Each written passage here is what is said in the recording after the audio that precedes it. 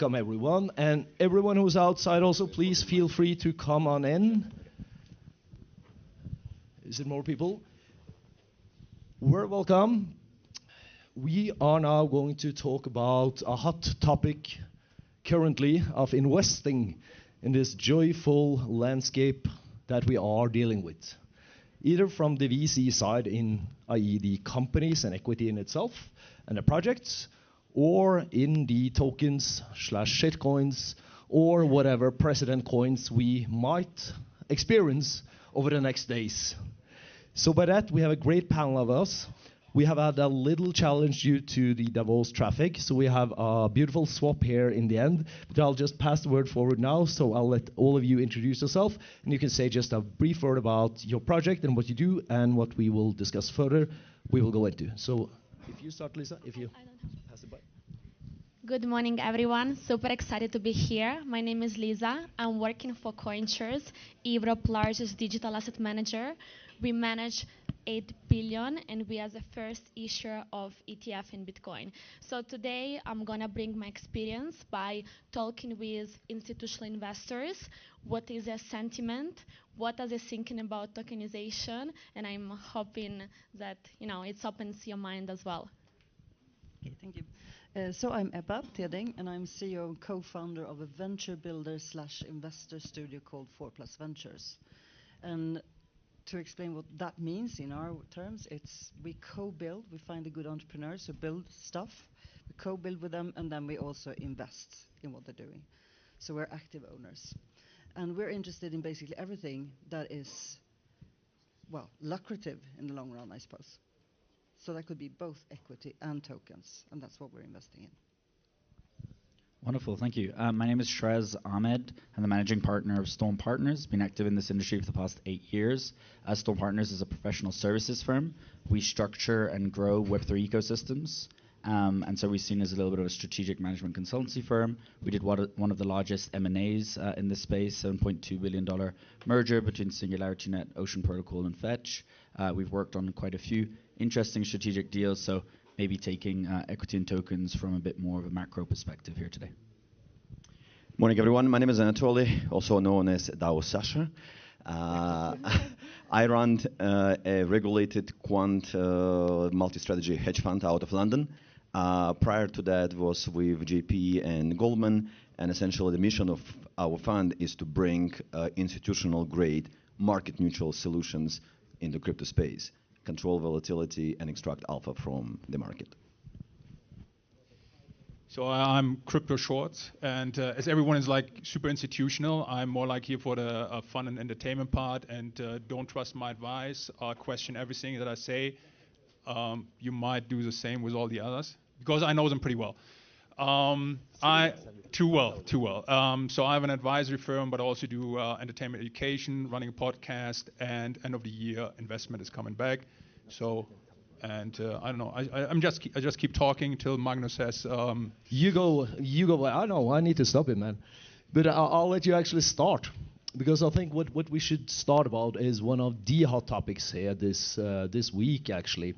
And that's something that we also discussed on our panel yesterday, where we had a more of the compliance side, the panel covering MiCA, the Markets and Crypto Asset Regulations. So naturally, we were discussing the hot topic of the Millennia coin and also the Trump coin. We concluded there by none of these projects are compliant according to European new regulations of the MiCA. That's what we concluded on clearly. The FSA that was also present there wouldn't confirm or deny if they have issued an arrest order from the MiCA police when Mr. Trump, if he is to come in here, will land and arrive. But putting that aside, it's a serious part to it also, because it's an element that affects this landscape. Clearly, when one of the most influential people in the world is doing this kind of things. And I think it would be interesting for people here to hear your views on it, starting with Stefan and going up towards how you see this one in terms of, is this one actually for good or for bad for the industry in general?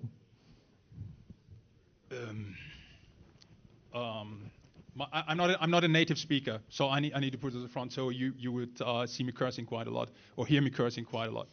So what is my opinion on Trump? And I'm talking about a token. It sucks. Talking about Melania, genius move, taking liquidity out of the Trump token and moving it to Melania. So yeah, well, let's see what's next. And we had the discussion just outside. My bet would be Eric, but again, like don't trust me, question everything. So from the data that I've seen, Moonshot onboarded, I think, 400,000 new people into crypto. So is it a good thing? Might be yes. Is it a drain for all the people that invested? For sure. So I mean, I guess like if you're looking at Trump and Trump history, and I'm neither pro nor against Trump, but basically he continues doing what he has always been doing, enriching himself and his family. So from this perspective, he has done an awesome job. So kudos to him. And by the way, who of you invested in Trump, the token? Okay. who of you, so we have one lucky one, but who of you would have loved to invest in a Trump token early in the beginning? Okay, I see like not so many. I mean, you can, I mean, we're a democracy, so you can openly raise your opinion. I would have loved to invest, take out the money, and do something meaningful with that. I'm super honest on that one. So I guess like there's no black or white on that one. But in general, my opinion is it is doing more bad than good. Money is wasted that could have been spent in other projects. And just to wrap it up, I would love to see another crypto winter, longer lasting, washing out all the shitty projects that are basically not contributing any meaningful to anything except like making a few people rich. I'm good with that. So I'm not against money. I would always take it if people are throwing it at me. But yeah, if you can deliver something, we're good on that. Cool. May I interject? Yeah. Just to kind of rebound off the kind of crypto winter side, I think if we look at consolidation and wanting a crypto winter, I think what we've seen over the past couple of years is that unfortunately crypto winters haven't swept away some of the shitcoins or some of the bad actors in the space. And I think we do need to look, especially in the digital asset space or the crypto space, at new ways to kind of get rid of bad actors and not letting them blow up. How? Yeah, I think it's a great question. There are ways where you can, bad is a subjective term. I think you can have actors that might not know what they're doing or how they're going to do it and put that in place. Consolidation can be a way through mergers. We're seeing some great teams that didn't really find their path over the past 3-4 years and that have come together. Let's say they were a European team, they've come together with an Asian team, and they've merged their companies together, and they had two different ideas around the same kind of line, and two great minds come together, and they were able to find some form of purpose. I think that can be one way. For some of the more, let's say, shitcoins, bad actors, I think it's everyone in this room. You all raised your hand and voted. I don't know how many that honest kind of answers there were, because I think if anyone can make quick money, most people will. It's kind of just a thing like that. So maybe there's a way where we can self-regulate to a certain extent. The whole kind of Terra Luna FTX scandal, a lot of us in this room knew it was going to implode or explode, and none of us really did anything. We didn't really speak out towards it. We're just like, okay, I'm going to let everyone else kind of suffer whilst I don't. But then we all ended up suffering as an industry. So maybe there's things that we can do to self-regulate. I know a lot of people were quite vocal on LinkedIn about kind of Trump and Melania. There were some good things, there were some bad things, but is it more bad than good? Then maybe we should just speak about the bad so that there's not more of that type of stuff that happens, because I think it takes away from all of the beauty that is in this space, because I think a lot of people, especially retail, are going to hurt, and then it's retail that has the community sentiment that then kind of doesn't allow us to grow so well in the space. So yeah, I think self-regulation is a really big one for me. And then from an institutional point of view, in our conversations across multiple large allocators who look at crypto as potential expansion avenue, the core questions always comes, what's the value of the whole underlying ecosystem? And of course you can argue, and there is an easy to build case, transfer rails, value transfer, but then what comes on top, that is being questioned, right? And meme coins do not help. Fundamentally, all of these large allocators, they're trying to build a case to present to their board as to why they should be in crypto. And things like Trump, Melania, and other coins just undermine the the whole value proposition. So from my perspective, it does not add value, and it sucks liquidity, of course, from the market, creating the risk on the retail side as well. As market collapses, there are going to be some wave of liquidations and a negative effect on the market. Can I give an additional perspective to that? I think all the things you've said are very relevant and interesting. When I came into the blockchain and Web3 industry, it was because I was totally amazed by what the technology could do. I worked as a CFO for like, I can't even say how many years because you're probably younger than me. But I saw the potential of this as an automation tool and digitization tool in general for every kind of business you would potentially do. And I was doing that in the media industry, which meant that when I came into the media industry, we had this in Sweden, where I come from, television commercial. Didn't exist before. Then you had the, internet came, and you did a lot of online businesses. And then you had the KOLs coming in, the influencers. And then you had the platforms. And then you had the, programmatic purchases of media space. And then you go into AI and data now. And now we're coming into crypto and Web3, which is the community building. And now we have the meme coins. So from that perspective, when I'm thinking as an investor long term, not just doing a quick buck now, because we all want to do that, but I'm not fast enough for that. I'm trying to look at the long term. So I think this is the next thing that is going to shape all our business models. This is how we communicate with our community, and community is, as we know, very important for whatever you want to achieve. So if I don't look at just Trump or Melania or whoever's doing a meme coin, I think the phenomena of doing that is a new vehicle for communicating and doing the business you want to do. So if it's good or bad, I tend to think, and I'm having a struggle with myself, but today when I thought about it, I think maybe it's good, because it's forwarding a new vehicle and a new tool for commercialization and building businesses that we didn't really have before. And it's pretty potent, right? How much was it? 47 billion, and she did like 10 billion in a day.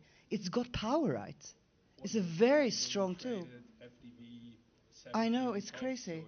So I think my takeaway from this is that on the cycle of going from this way, how we talk to our community and build our businesses, we're pretty much going to have to, whether you like it or not, we're going to have to live with it. So thinking as an investor, I think, how do we capture this tool? How do we use it? How do we capitalize on it? And what businesses will use this tool? And how do we make progress? So that's what I wanted to add to. Yeah, maybe there's, so I agree. I think maybe there's just a way to kind of segment and categorize. I think the problem is that we put all crypto together and everybody sees the whole crypto industry as one. And I think if you look at half of it is actually Bitcoin. So one thing that I was mentioning for quite some time is just okay, Bitcoin should go and play with the commodity folks. Just go and chuck Bitcoin back where the kind of gold trades, copper, silver, etc., and kind of take that out of coin market cap, and you would be able to reflect and see a little bit better on the market share. And then meme coins maybe could be in a different type of categorization, where if you look at coin market cap, maybe it's just, utility tokens, or you have a way in which to screen the different types of tokens so that we're not putting meme coins with Bitcoin in the same pool, because although they might be using the same baseline technology, they're very different beasts. So maybe I add my perspective. I think you said everything super valuable. So as I said before, I go to talk with a lot of family offices, a lot of institutional clients, and right now, finally, we're talking about why 1% or 4% in a portfolio make sense to include in a 60-40. However, when it comes to tokenization or anything of this revolutionary topic, there are three problems that I personally see. The first, the regulation uncertainty is missing until investors don't see that these tokens are regulated, are safe, they don't feel comfortable.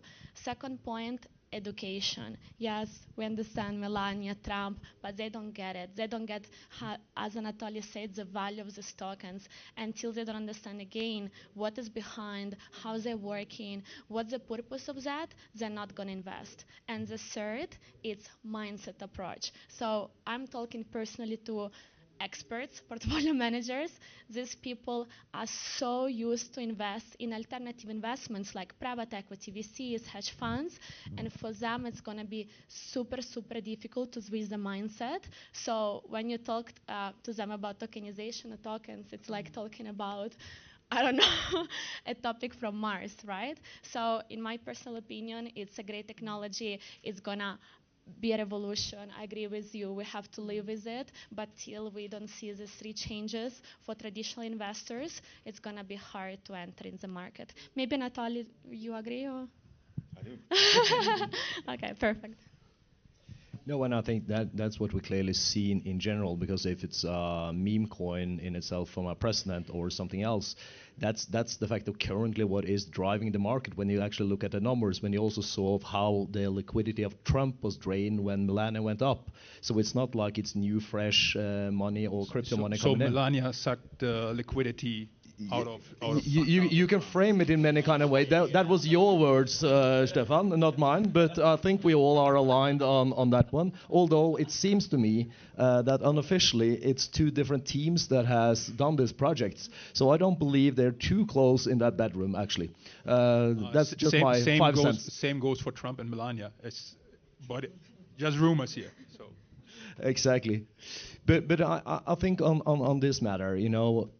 You are pretty aligned on, call it, the view towards it more or less here, and what we clearly see, and you know, I see it myself from being an advisor here, and I think you see it also, Stefan, that it is actually these meme coin projects that has the money and is driving the market to a certain degree, because it's a core community that gather together that has lots of crypto capital. But if you look into it from the different point of view, we could go to all altcoins sort of thing. But if we take another case that is very relevant and also today from the political point of view, that's the Bitcoin itself, core Bitcoin, lifted up to another level here, sort of thing. What's your take on Bitcoin in itself from the investment point of view, Stefan, in both, call it the short-term perspective, but also maybe a little longer for all of you going all over here, starting with you? First, I'm starting with the usual disclaimer. No financial advice here. No, Magnus will send a disclaimer around. So you have your lawyer on stage, show yourself. So again, like, don't trust me, question everything, and all the fancy stuff. So my take on Bitcoin, actually, I like it as a personal investment. So that's my personal view. I'm super bullish long-term on the industry, and I guess that's something we probably agree on. How do I see things playing out in the short term? For years now, I'm framing it, I'm short-term short, long-term long. Probably that's also where my name Crypto Shorts came from, because I shorted Solana like the shit and made like tons of money out of that. Don't ask me for investment. I'm not investing this year as the other ones, deeper pockets.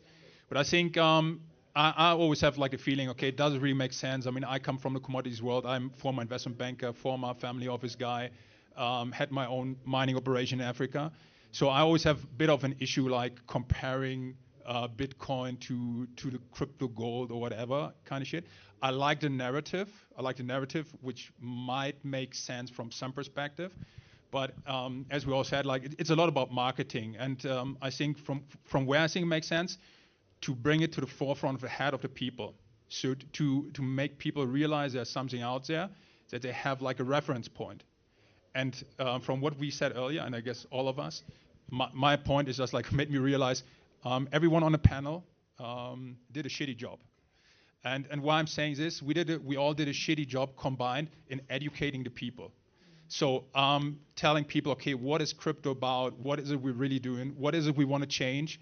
And I think Bitcoin was actually on track. And what people mostly forget is like Bitcoin wasn't the first iteration. So there were so many fails before Bitcoin became the success it is now. So I think it's a good thing.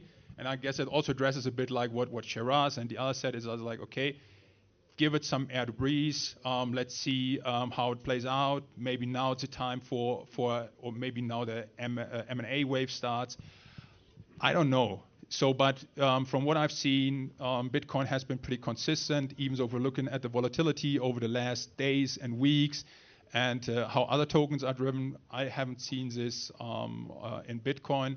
So yeah, my take on that is positive on Bitcoin without giving any financial advice. Can I follow on that? Not giving financial advice at all. I think what is interesting is when we're very interesting in complicated times, And of course, I think Bitcoin itself is like the first genius application of a new level of this operative system we call internet. So it's like this amoebic, it's just a one cell first application proving the principle that you can do what we can do.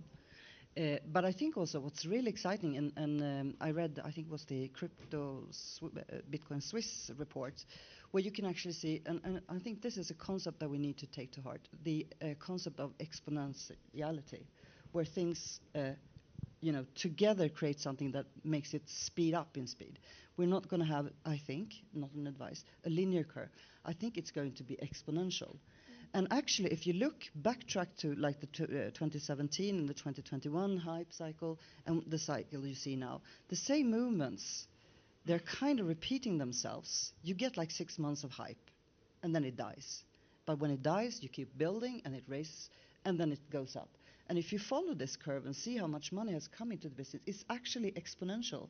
So if you would be a mathematician or a statistician, you would actually be able to historically track that this development has been exponential. And from my, trying to understand the world and make a bet as an investor, I would say that if this curve and the exponentiality holds true, then we're going to see Bitcoin go exponential too. And that means like just for this wave would probably be up to double where we are now. And that's not, based on any. What time frame are we talking about? Because I would say summer. I mean, it's crazy. Don't trust me. I don't know anything. I'm just saying that the curve we've seen so far, the movements of this seem to follow a pattern. That pattern seems to be exponential. Exponential by now, giving 6 months of hype or 10 to the summer. I don't know. I'm just guessing.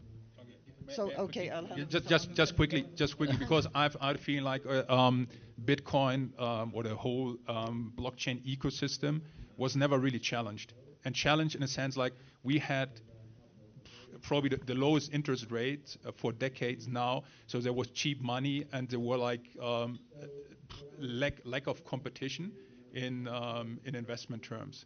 So that's why I have the feeling like, I mean, as much as I agree with you, but also seeing challenges if we go back.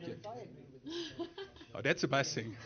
I mean, I would disagree with me every other day. Any day of the week. Happy to provide another kind of perspective. It's a bit maybe of a siloed strategy or thought, but when not getting into Trump, and of course, kind of like saying to myself, I saw it at kind of $12 when waking up in the morning. I was like, wow, this is overvalued and likes, and then went up to 75. I was like, I could have got in. And I kind of had this traditional investor mindset. I was like, oh, it doesn't make any sense. It's irrational. I kind of pushed it off the table. But I think one thing that I was reflecting on whilst in St. Moritz and speaking to some of the investors there that did make a decent amount of money on it, they were like, okay, well, look, what was the core demographic for the launch? The launch was mainly for Trump supporters, which are retail in America and the likes. When the token launched, it was only available on some Solana dexes, and it was actually the amount of liquidity that was there came from the crypto folks, but the demographic, which was retail, wasn't in there yet. And then we saw a big spike when Binance and Coinbase ended up listing it, right? And so if I take the same analogy and put it towards Bitcoin, okay, who's Bitcoin's main demographic today? Well, okay, we have the audience in the room. I think most of you will own a little bit. You have the crypto folk, you have some people around now, you have some institutions via the ETFs, etc., that are kind of getting in. But if you look at the core demographic and who is really waiting for it, they're waiting for the US to kind of pull the trigger on better regulation, maybe some central banks to kind of get in, and a few others. So I think if we're looking at a Bitcoin strategy and we try to think, okay, has it reached its potential in terms of purchasing power, people that would like to purchase it?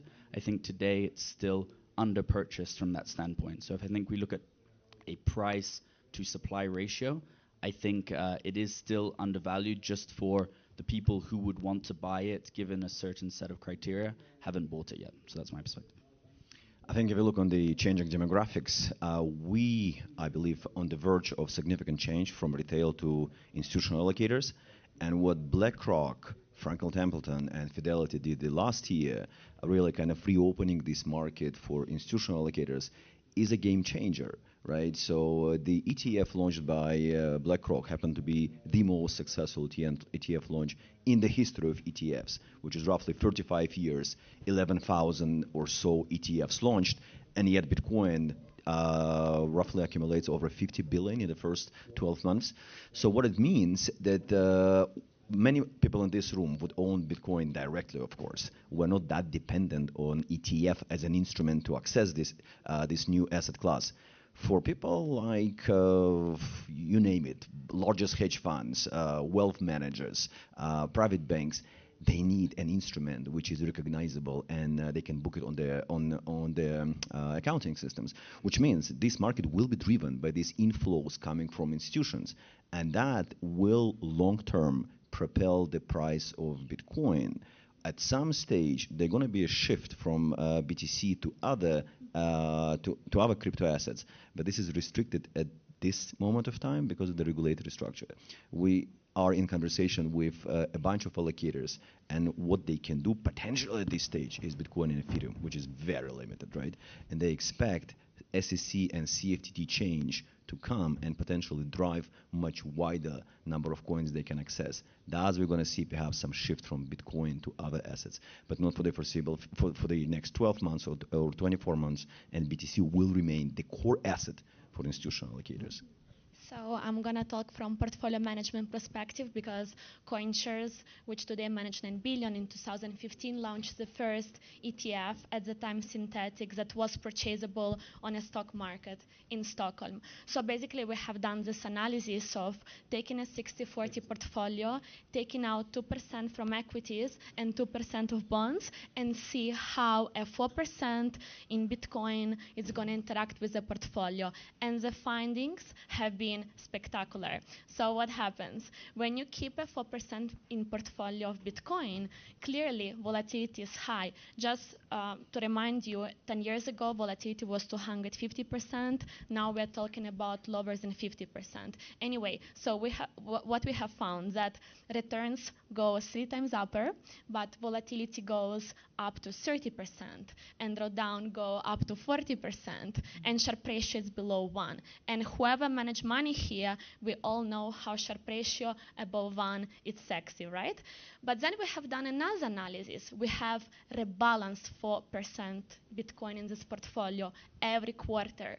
And it has been a phenomenal finding because we have seen that returns still double, but volatility increase by 100 basis points, drawdown as well, and Sharpe ratio is above 1. So what is the summary of these findings? That Bitcoin is a good investment as long as you rebalance it, keep volatility in place, and if you want to go even above this, you can do dollar cost average technique. So in my opinion, keep Bitcoin, put a small percentage, feel comfortable, and maybe you all seen, but I have seen that officially mid-bank size in Lugano, in Geneva, in Milano, are officially putting 1% Bitcoin. So if banks are putting, you should do it as well.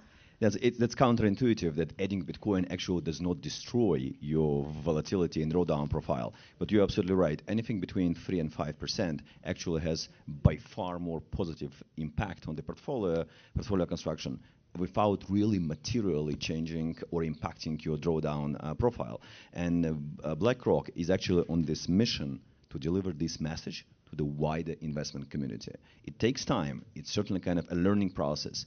But ultimately, as large institutions engage, that's going to create this permanent inflow because there is a positive, statistically significant data which proves positive effect of Bitcoin. And we are getting close to an end there. So I think it's been very valid points you have raised there. But we also have the point of view from, call it the core VC company point of view, investment, i.e. invest in the company versus the share. Like, for example, Axie Infinity is a very popular game, and they have lots of tokens, etc., their own ecosystem. However, it's the company Sky Mavis that owns them that is in the back end. So, if they do stuff like Punch Penguins or whatever and actually make, physical goods that will be sold at airports to whatever, to cartoons or whatever. It is actually Sky Mavis who gets all the income, not necessarily the tokens. That's just driven by the perception of it. So it can be just as great of a value to own the company stocks and shares.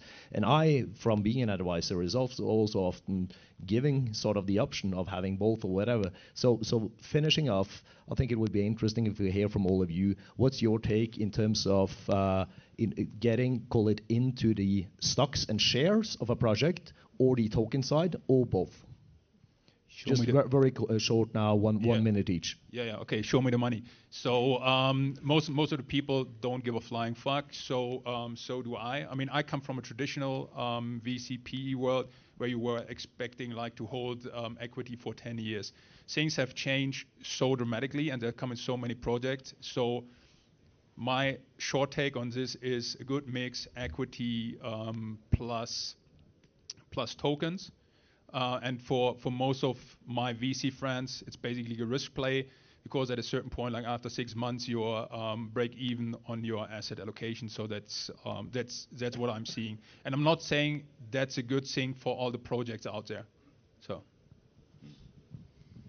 I'm certainly supportive of tokens as the new instrument accessing company value and company cash flow. If you think equities is a claim on the cash flow, tokens can do exactly the same function, serve the same function in a more efficient manner. You don't have to hold equities in a private form for 10 years, ultimately listing them via IPO. You can access a new project from day one via tokens. Would it be volatile? Of course. Are we going to see lots of speculation? Certainly so. But ultimately leave it to the investors to make this decision, rather than restrict access to tokens for the sake of perceived protection and kind of force investors to access new companies only via equities. So from my perspective, tokens have a very positive fundamental impact on the new capital raising and evolution of capital markets. And if I take just what you were saying in terms of let investors kind of invest in what they want, we had a really great project that was investing by a security token, which essentially just digitalized equity, which is legally viable here in Switzerland via primary and actually secondary market issuance. And actually no investor wanted to touch them, just because it was like, security token, but what's the ROI? It's like, it's like having equity. And they were like, no, we want utility tokens because of the potential liquidity events, but also because they have a profit margin that's much higher. So unfortunately, I think in today's world, yes, you can offer a hybrid of equity and token, but if you're looking at crypto investors specifically, unless you have a token which has the promise of a high upside, they're not really interested so much, at least of what we're seeing. Okay, so we are, as primarily builders wanting to build next generation tech solutions and companies. We of course have to do both. We're in the intersection of equity, Web 2 and Web 3, the tokens. So basically what we do, one of the core problems that I and my colleagues and the people in the industry have been struggling is, how much centralization versus decentralization. Completely decentralized is difficult, takes time, and rarely you make more than a hit and then the project fails. So we need to both have the equity side in the projects where we go in and stay close, so we can have influence over what we're building. And then we're hoping to make the token, or we're investing in the token simultaneously, because if we do a good equity work, that will hopefully lead to good token work too, where we can bet on the next generation Web3 income, like from marketplaces and secondary sales and transaction fees and everything. So we pretty much do both. Yes. Boss, I think is the answer. Personally, I have already entered in tokenization. I'm going to share quickly business case. So with my partner, we have opened, separately to CoinShares, we have opened some SPVs in Luxembourg to give access to traditional VCs and private equity, let's say in US, because otherwise Europeans will not have access to. What are the problems? First of all, tickets, as a minimum ticket of 500K. Second problem, banks are struggling to send transfers, it's very long, they might be stopped for compliance purposes. And third, Mediobanca, for example, Italian bank, they have had an issue to send tickets to Luxembourg from the bank because one company defaults. So compliance is very right now cautious about that. So what we have done with my partner, we tokenized all the funds. So right now the tickets can be as small as 1K.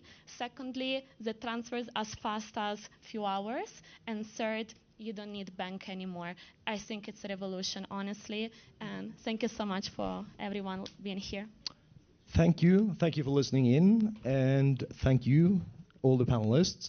And I think we are all aligned. If any of you have any questions, you would like to discuss further things, some of you will be around here today, or you will be able to see you around here, or feel free to reach out directly. You can just Google and find you on various different social medias. So with that, yeah, I have a question. Ebba said that sometimes you have just like 6 months of this euphoria. You talking about the hype cycle? Yeah, hype cycle. So we were measuring the amount of liquidity on the wallets. We were, we saw thousands of wallets of the exchanges. So we were discovered this money flows to how to measure how many months, or I don't know. You said about these phases. So how you measure it, because for investors it's very important when we need to quit and when we need to, Very interesting question, and the fact is I don't know. I think this is just my reflection, because since being part of projects struggling to survive and navigate what's ever happening, you're trying to understand when is the right time to do a launch. How can we argue that this is something that's interesting? And then looking back, it showed that I was part of a project called My Neighbor Alice, as one example. That was just after the Beeple sale that you remember, that did something like $69 million, and that was like, what is an NFT? So it was like that promoted the market for something that was interesting, and then we were lucky enough to launch right after. And then when we did that, it just lasted a few months. We thought we could do a couple of more hits, but the market died. So it's just a reflection that it appeared that these two, and that's not statistically strong enough to say that there's a method of measuring it. It's just my reflection that you don't get all that much time. Just because we see this upturn now does not mean that this is going to necessarily stay forever. We probably need to be fast now. Excuse me, because you said until summer, but we have researched that it's exactly maximum till the summer. Oh, okay. Well, thank you. I want to hear more about your research. let's discuss that further outside. Right now, give a warm applause to the panel. And feel free to join in on the next session also, starting in slowly 2 minutes. So just go out, get something to drink, raise your legs, etc. Feel free to join in on the infrastructure of this landscape. So whether you are a pure company doing this one from the project side, or you're a DeFi project, or you're a bank, TradFi, whatever, this is going to be highly relevant for you. So feel free to join in a couple of minutes, stretch your legs and get something to drink pretty swift and get back in it. Thank you.